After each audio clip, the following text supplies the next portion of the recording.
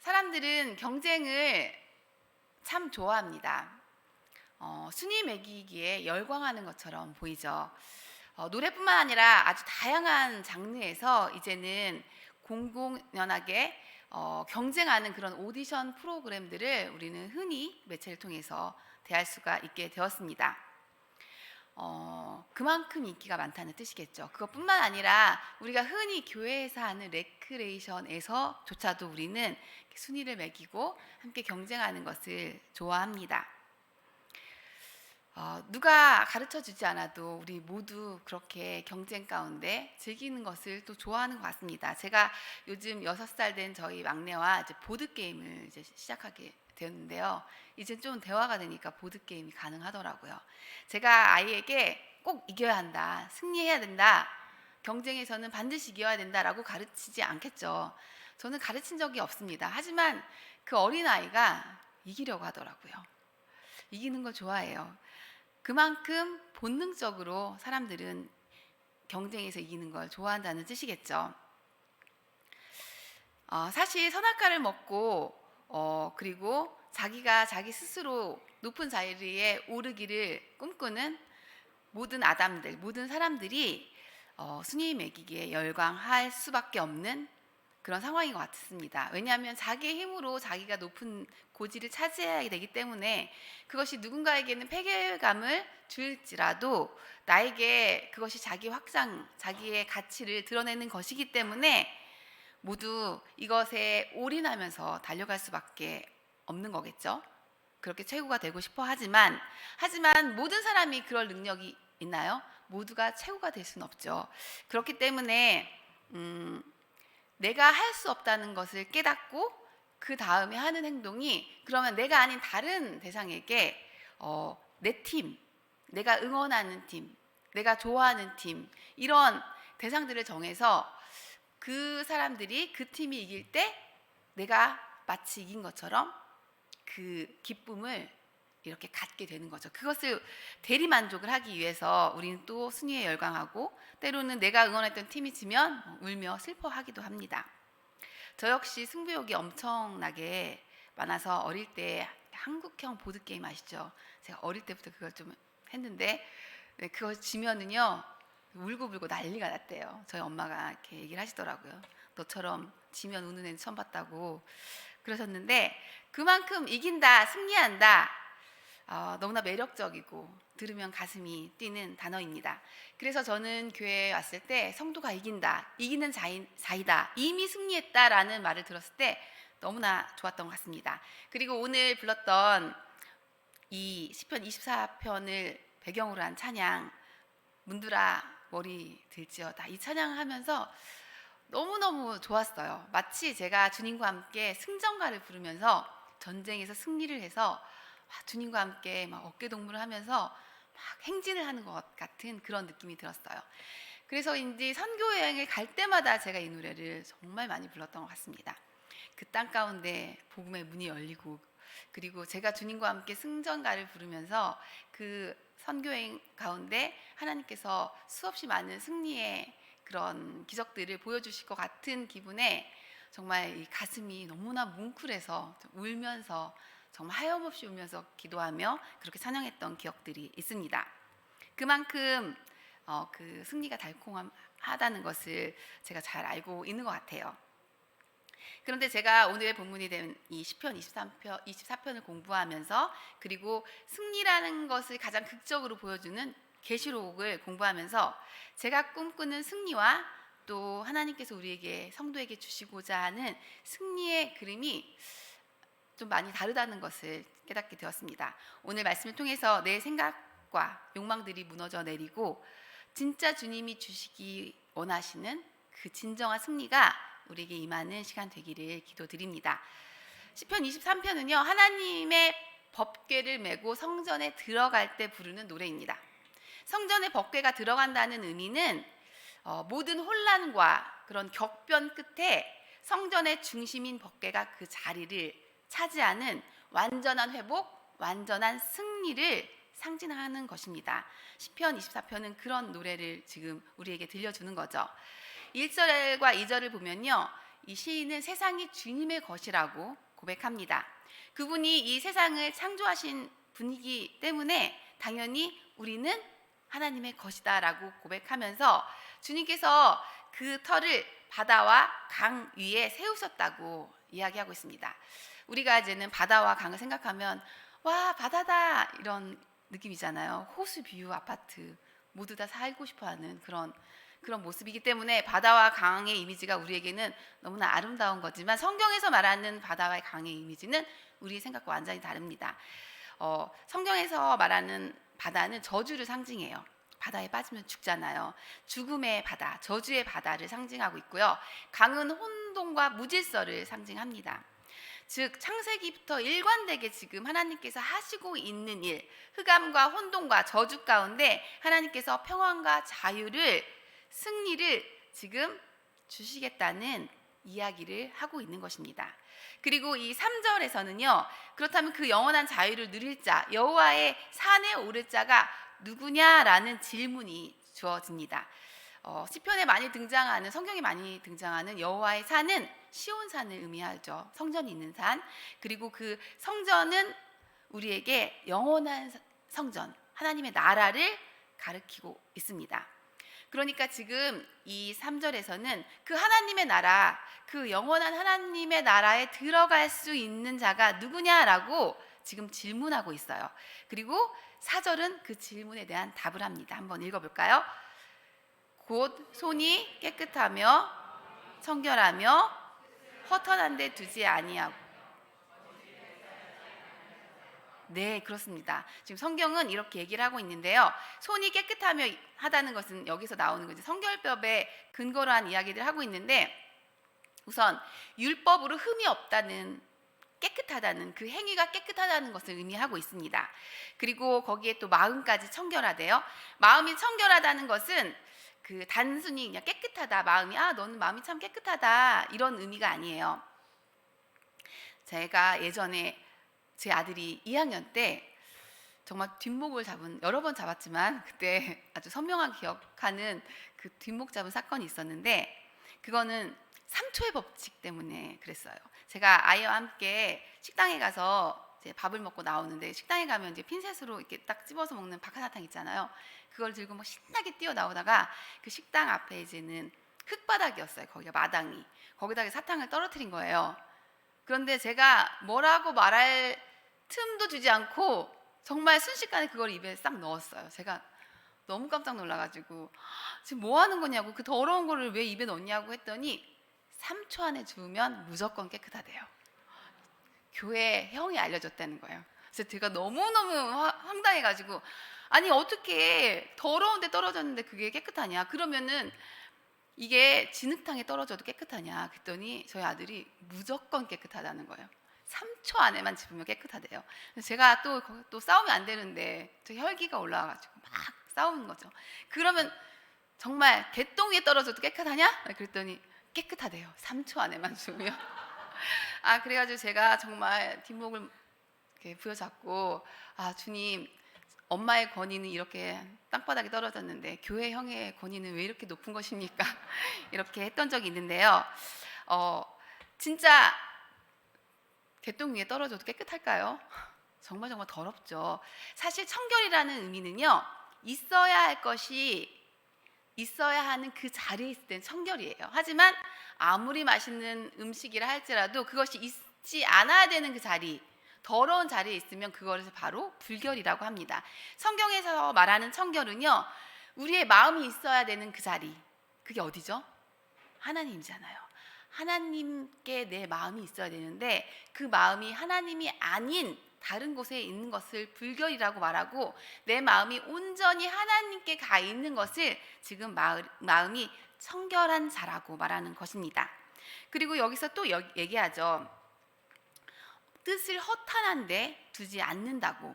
자, 뜻을 허탄한 데 둔다는 게 뭘까요? 허탄한 데, 즉 우리는 하나님께 영광이라는 그 뜻에 우리의 마음을 두어야 되는데, 하나님께 영광을 우리의 뜻, 우리의 목적, 우리의 삶의 이유로 두지 않고 나의 만족과 나의 유익을 위해 살아가는 그것을 지금 하지 않고 나의 만족과 유익을 위해 살지 않고 오직 하나님께 영광을 두는 그 자리에 마음을 두는 것을 바로 지금 뜻을 허탄한 데 두지 않는다고 말하는 거예요. 이 세 가지만 보더라도 어떠신가요? 저는 자신 있어요. 저는 바로 저예요. 제가 여호와의 산에 오를 바로 그 사람입니다. 라고 하실 수 있는 분 계신가요? 이걸 보면은요, 와, 큰일 났다, 우리 모두는 여호와의 산, 그 하나님의 영원한 하나님의 그 나라에 들어갈 자격이 없구나라는 것을 우리는 깨닫게 됩니다. 그런데 6절에서 우리는 희망의 빛이 비추는 것을 발견할 수 있습니다. 6절 한번 읽어볼까요? 이는 여호와를 찾는 족속이요 야곱의 하나님의 얼굴을 구하는 자로다. 셀라.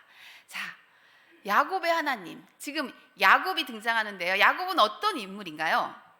자신을 너무너무 사랑했던 사람입니다. 자신을 얼마나 사랑했는지 자기가 제일 사랑한다는 라헬, 그 아내조차도 자기의 목숨이 위태로운, 형으로부터 자기의 목숨이 위태로운 순간에는 어떻게 했냐면요, 아내를 자기 앞서 보냅니다. 다른 모두가 이제는 그 에서의 칼에 만약 당하게 된다면, 라헬도 당하게 된다면 그들이 당하는 사이에 자기는 뭐 하겠다는 거예요? 지금 자기는 도망가겠다는 거잖아요. 그렇게 사랑했던 아내조차도 자기의 목숨을 위해서라면 그냥 헌신짝처럼 갖다 버릴 수 있는 그런 존재가 바로 야곱인 거죠. 야곱은 우리가 나의 사랑, 나의 확장, 나의 가치를 위해서라면 하나님조차도 이용할 수 있는 우리의 모습을 너무나도 적나라하게 보여주는 인물입니다. 그런데 그 야곱이 어떻게 이스라엘이 되었는지를 알아본다면 어떻게 불가능한 우리도 그렇게 여호와께 복을 받은 구원의 하나님께 그 의를 얻는 자가 될 수 있는지 알 수 있겠죠. 속이는 자 야곱이 이스라엘이 되었습니다. 그가 이스라엘이 될 수 있었던 이유는 그의 어떤 노력과 어떤 열심 때문이 아니었어요. 야복강 나루에서 싸움에서 얻게 된 이름이었죠. 그리고 그 이름은 싸움을 잘해서 받은 이름이냐? 그것도 아닙니다. 사실 오히려 그 싸움을 자세히 보면 우리의 옛 자아가, 우리의 자기 사랑이 얼마나 지독하고 얼마나 무섭고 얼마나 추한지를 알 수 있는 것이죠. 창세기 32장 24절 25절 한번 같이 읽어봤으면 좋겠습니다. 야곱은 홀로 남았더니 어떤 사람이 날이 새도록 야곱과 씨름하다가 자기가 야곱을 이기지 못함을 보고 그가 야곱의 허벅지 관절을 치매 야곱의 허벅지 관절이 그 사람과 씨름할 때 어긋났더라. 자, 여기서 야곱을 이기지 못함을 보고라는 말을 보시면서 야곱이 씨름은 진짜 잘했나 보다. 그래서 주님이 힘이 딸리셔가지고 정말 주님이 밀리셨나 보다가 아니라 여기서 얘기하는 것은 자기 사랑, 자기 중심성으로 가득한 그 옛자가 얼마나 지독한지, 얼마나 항복을 안 하는지 그 모습을 지금 보여주는 거예요. 이기지 못할 정도로, 그 정도로 우리가 지독하게 자기 사랑으로 똘똘 뭉쳐있다는 것을 보여주는 거예요. 하나님이 아무리 설득을 해도 그 설득에 넘어가지 않을 만큼 그 정도로 우리가 자기 사랑이 그만큼 우리를 휩싸고 있다는 것입니다. 그래서 우리의 이 옛자로 인해서 우리 인생 가운데에는 싸움이 있을 수밖에 없습니다. 여기서 말하는 이 전쟁은 사단과 싸우는 전쟁이 아니에요. 이 전쟁은 나밖에 모르는 사단과 너무나 닮아있는 나와 주님이 싸우시는 전쟁입니다. 주님이 그 전쟁에서 어떻게 승리하시나요? 야곱의 환도뼈를 치십니다. 환도뼈는 어떤 뼈냐면요, 인간의 모든 육신적인 힘을 발휘하도록 하는 가장 중요한 뼈, 바로 생명을 상징하는 뼈입니다. 이 환도뼈를 치셨다는 것은 죽였다는 거예요. 옛 자아를 그냥 죽였다는 거예요. 야곱의 입장에서는 완전한 패배죠. 완전한 패배. 그런데 하나님께서 놀랍게도 그 야곱을 향해서 네가 이겼다라고 얘기하십니다. 이게 무슨 뜻일까요? 이제 야곱이 갑이 되고 야곱이 하나님이 되고 하나님이 그 밑에 들어갔다는 뜻인가요? 아니에요. 이것 지금 승리의 역사를 보여주고 있는 것입니다.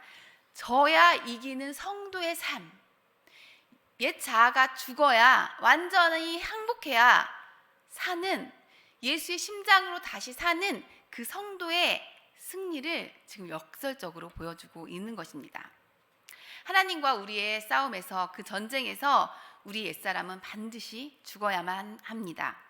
하나님이 반드시 승리하셔야 돼요. 그래서 우리가 이 땅에서 그렇게 하나님을 설득하고 조르고, 하나님, 우리의 뜻이, 우리의 비전이, 우리의 야망이 제발 이루어지게 해달라고 그렇게 기도를 해도 그 기도가 들어지지 않을 때가 허다한 이유입니다.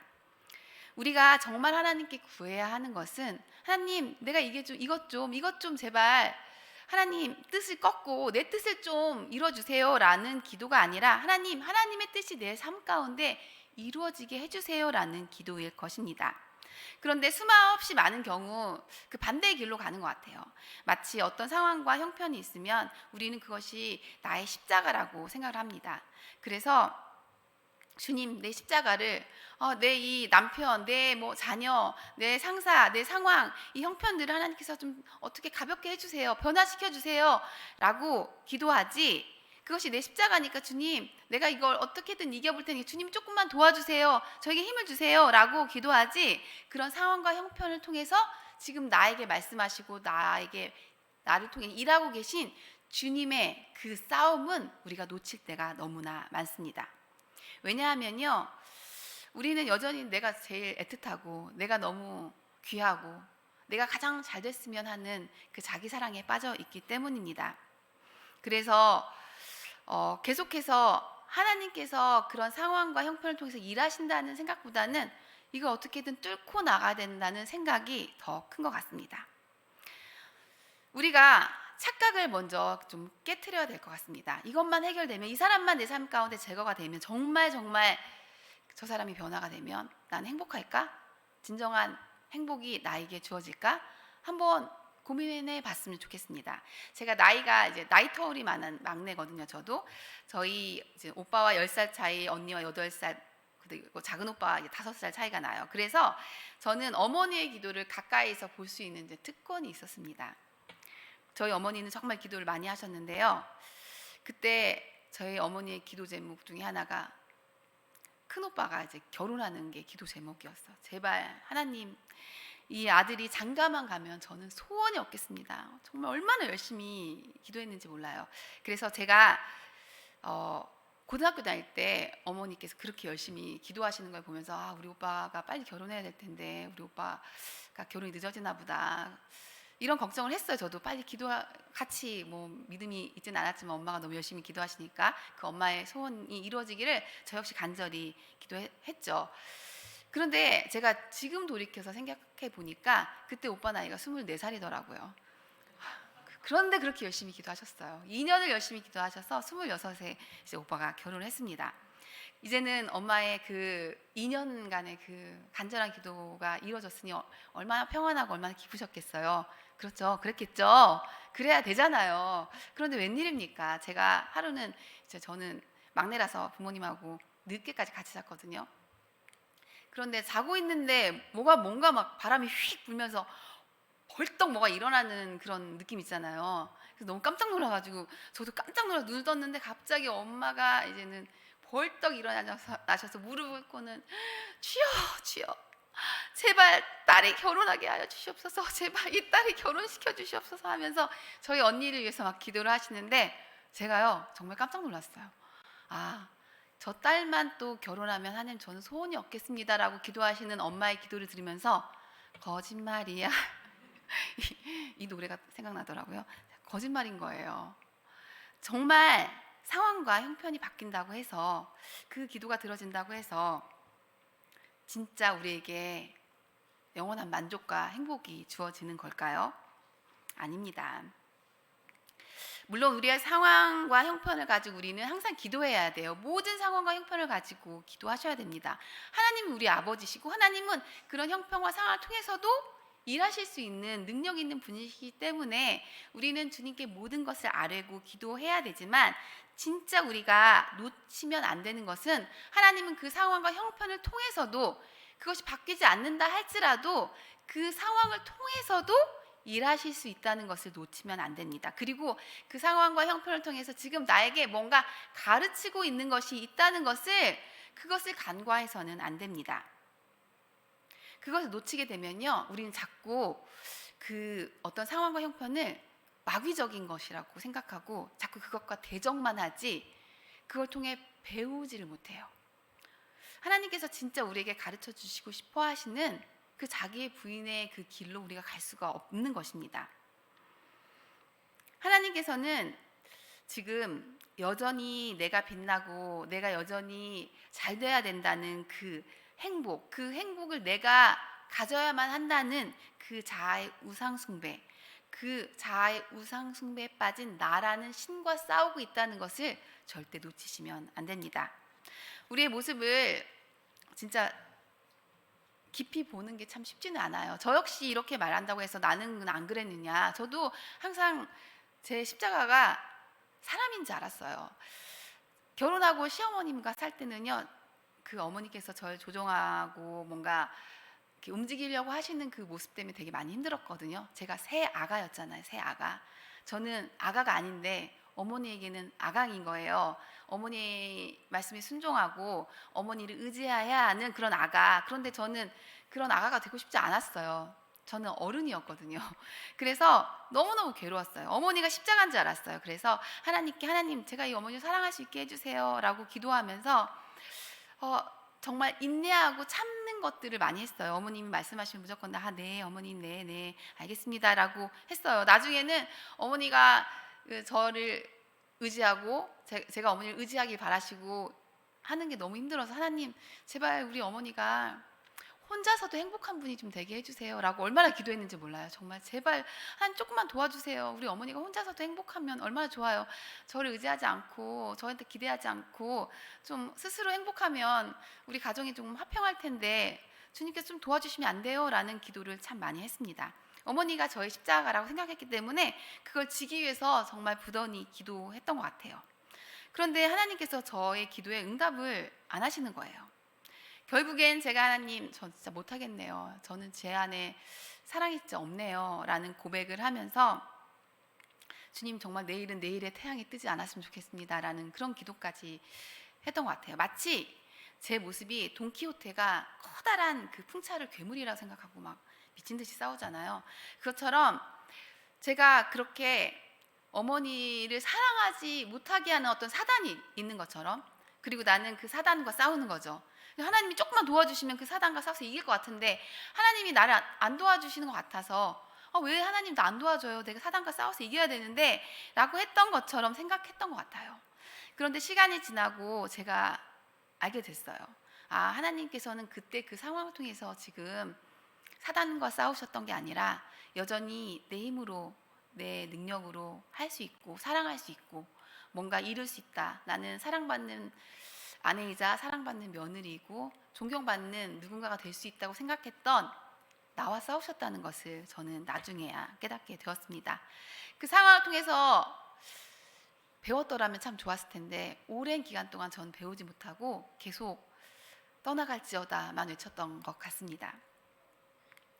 주님이 저에게 항복을 받아내시려고 하셨다는 것을 정말 오랜 후에 깨닫게 된 것 같아요.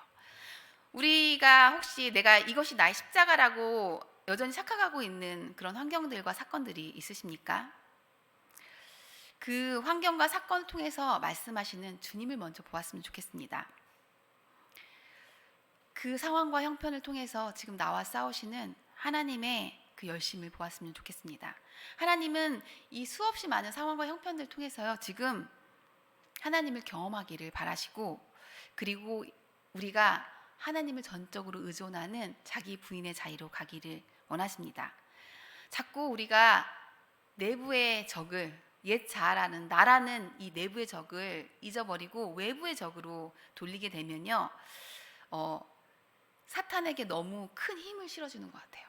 물론 사탄은 힘이 없는 존재가 아니라 힘 있는 존재지만 사탄도 하나님께서 창조하신 피조물이라는 걸 잊어버리면 안 돼요. 사탄은 하나님이 와라 하면 와야 되고 너 가 그러면 가야 되는 그런 피조물이에요. 하나님께서 지금 우리에게 뭔가를 가르쳐주기 위해서 이 세상에서 잠시 동안 우리에게 교보제처럼 지금 두고 계신 것이지, 우리가 하나님하고 나하고 한편, 사단은 또 한편에서 하나님하고 나하고 힘을 합해가지고 지금 사탄과 싸우고 있는 게 아니에요. 사탄은 그런 급이 안 돼요. 우리가 그걸 잊어버리지 말고, 하나님께서 이 사단과 같은 내 옛자 지금 나와 싸우고 계시는구나 라는 것을 정말 꼭 기억했으면 좋겠습니다.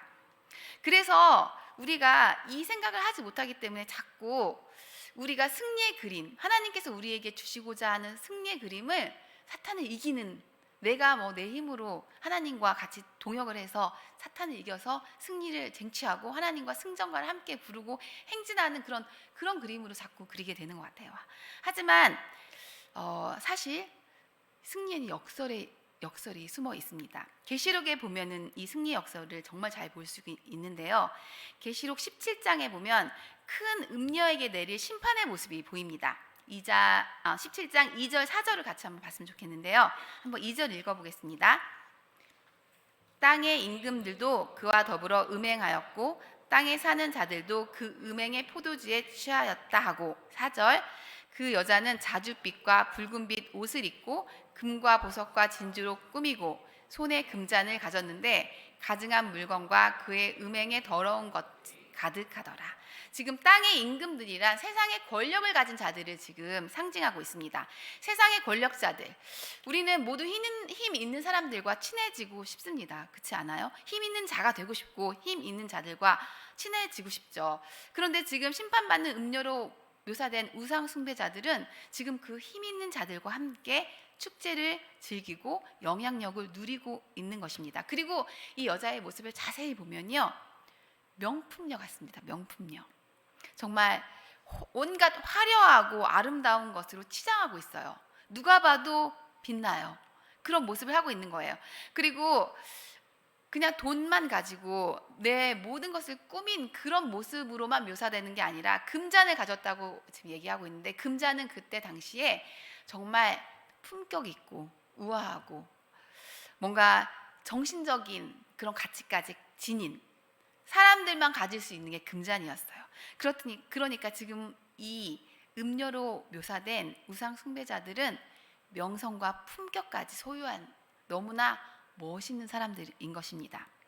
이 모습을 보고 요한이 기이 여깁니다. 6절에 보면 그 여자를 보고 놀랍게 여기고 크게 놀랍게 여기니, 심판이요 너무 멋있어 보이는 거예요. 아니 너무 좋아 보이는 거예요. 요한의 눈에도 너무 기이하게 보이는 거예요. 아니 왜 저게 심판이지?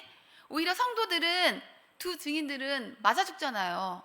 오히려 더 작아진단 말이에요. 우리는 매일매일 자기를 부인하며 좁은 길을 가는 성도의 길을 갔는데, 주님 정말 저는 아무것도 아니네요.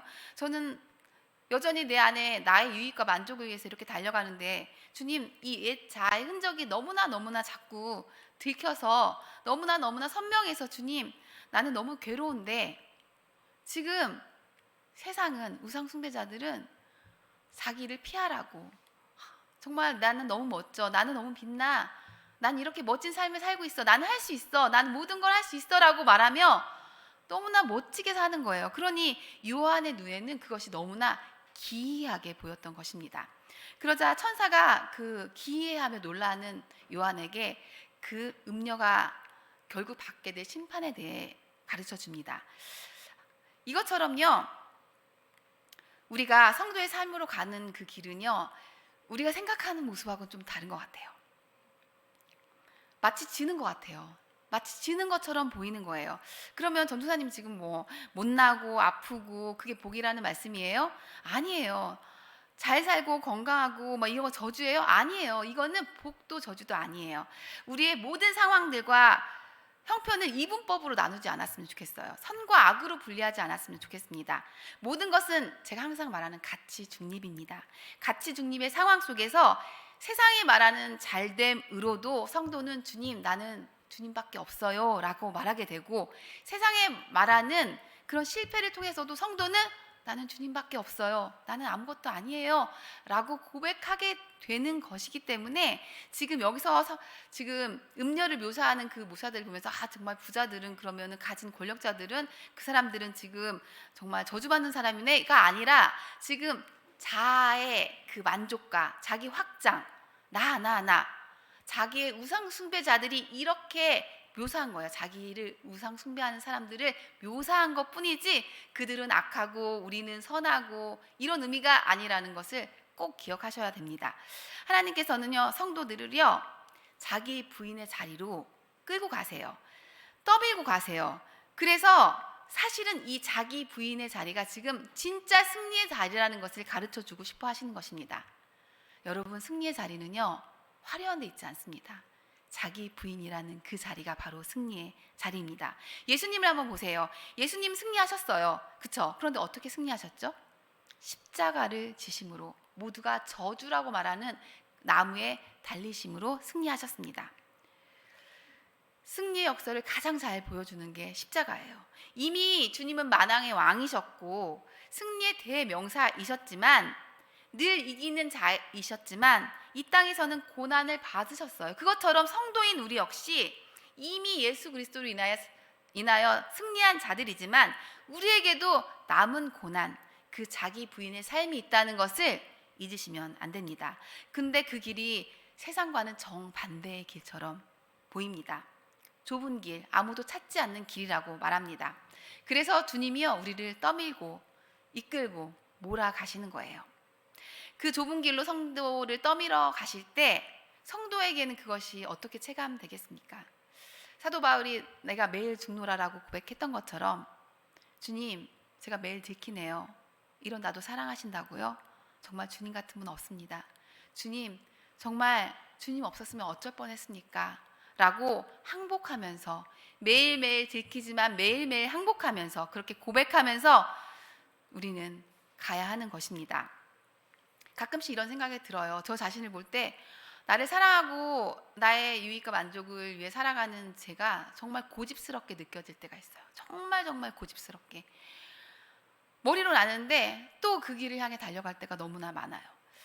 우리 아이들이 그럴 때 있잖아요. 아이들이 이게 정답이 아닌데 계속 그 길로 고집스럽게 갈 때 저는 그렇게 얘기하거든요. 네 마음대로 해라. 이럴 때가 정말 많이 있어요. 그러지 말아야 된다는 거 알지만, 머릿속으로는 알지만 저도 모르게 그래 네 마음대로 해, 그러면 네 마음대로 살아, 이렇게 말이 나와요. 우리는요, 우리 자녀들보다 더 고집스럽단 말이에요. 하나님 앞에서. 그럼 하나님이 우리를 포기하시면 어떡하죠? 내가 해도 진짜 너 같은 고집쟁이는 못 봤다. 그래, 네 마음대로 살아라. 여전히 너의 유익과 너의 만족 위해서 그래, 살아, 네 마음대로 살아라고 하시면 어떻게 될까요? 정말 큰일 나겠죠. 하지만 걱정하지 마십시오. 7절과 9절을 읽어보면요, 걱정할 필요가 없다는 걸 알게 될 것입니다. 한번 읽어볼게요. 7절부터 9절까지 말씀입니다. 문들아, 너희 머리를 들지어다. 영원한 문들아, 들릴지어다. 영광의 왕이 들어가시리로다. 영광의 왕이 누구시냐? 강하고 능한 여호와시오. 전쟁에 능한 여호와시로다. 문들아, 너희 머리를 들지어다. 영원한 문들아, 들릴지어다. 영광의 왕이 들어가시리로다. 아멘. 지금 하나님을 어떤 하나님으로 묘사하냐면요, 강하고 능하신, 전쟁에 능하신 하나님이래요.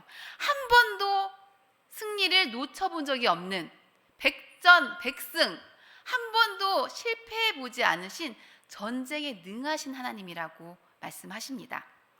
야곱 같은 우리는요, 우리의 자존심 내려놓는 게 너무너무 싫어서 차라리 죽겠다고 악을 씁니다.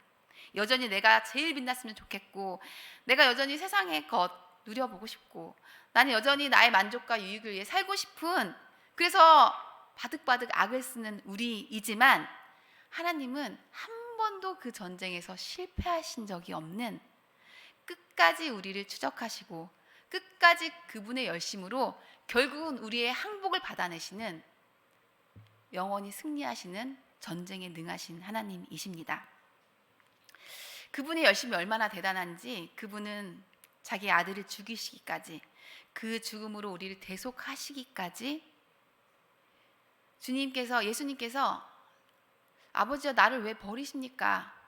라고 절규하는 그 아들을 향해서도 그 아들의 얼굴을 외면하시기까지 열심으로 우리를 위해 일하시는 분이십니다.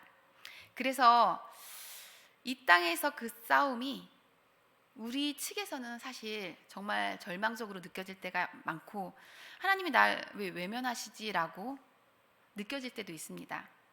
이 상황 안 바꿔주실 거면, 이 사람 안 변화시켜 주실 거면 차라리 날 데려가시라고 절규하는 저 같은 사람의 손을 주님이 그때는 잡아주는 게 아니라 오히려 뿌리치시는 것처럼 느껴졌어요. 여러분도 그런 경험들 많이 하셨을 거예요. 주님이 내 손을 뿌리치시는 것처럼만 느껴지는, 주님이 날 거절하는 것만 같은 그런 경험들을 많이 해보셨을 것입니다. 주님이 왜 우리의 손을 놓으시는 걸까요? 영원한 나라, 그 하나님의 나라에서 영원히 우리의 손을 잡기 위해서 잠시 우리의 손을 놓는 것처럼 이 역사 속에서는 우리가 경험할 수밖에 없는 그 전쟁을 하고 계시기 때문입니다. 성도에게 여전히 남아있는 그 고난, 자기 부인의 그 길, 주님이 우리와 열심히 싸우시는 그 인생이 우리에게 남아있기 때문입니다. 사랑하는 성도님들이 행복했으면 좋겠습니다. 이기려고 하지 않았으면 좋겠습니다. 하나님께 이기려고 하지 마시고, 숨기려고 하지 마시고, 매일매일 들키고 매일매일 하나님께 항복하시면서, 주님, 무지한 저의 눈을 여셔서 내가 이 상황을 통해서 무엇을 배워야 하는지 보게 하여 주시옵소서.